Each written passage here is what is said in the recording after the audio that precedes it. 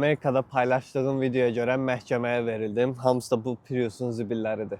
Yadınızdadsa, həm yerlimizə güvənib maşın aldığımı paylaşmışdım. Sonra mənə pul atdı, verəcəm dedi. Sonra da blok atdı, sonra da nəysə. Hətta bunu da qeyd edeyim ki, mən videonu paylaşandan sonra mənə nə qədər adam yazıb ki, bu Araz Məmmədov Vaqifoğlu mənə də atış gəlib. Birinə 5000, birinə 3000, birinə 500, birinin maşınını öz adına keçirib satıb. Yəni saysız hesabsız moşennikliklər. Yəni mən hələ də çatmır ki, necə belə biri Amerikada rahat yaşaya bilir.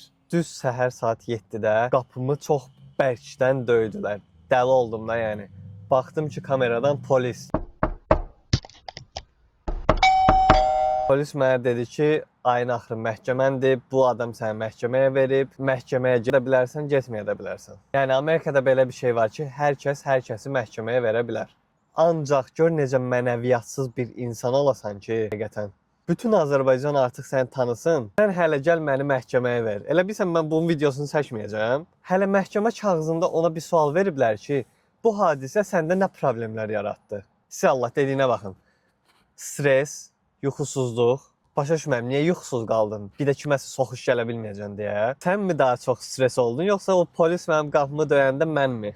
Nəysə, məni tanıyan tanıyır. Mən ağzımdan pis söz çıxa bilməz. Ona görə... Amma hiss elədiklərimi siz həqiqətən yaxşı bilirsiniz. Nəysə, məhkəmədə görüşərik. Məhkəmədə kim haqlıdır, kim haqsızdır, bunu biləcəyik.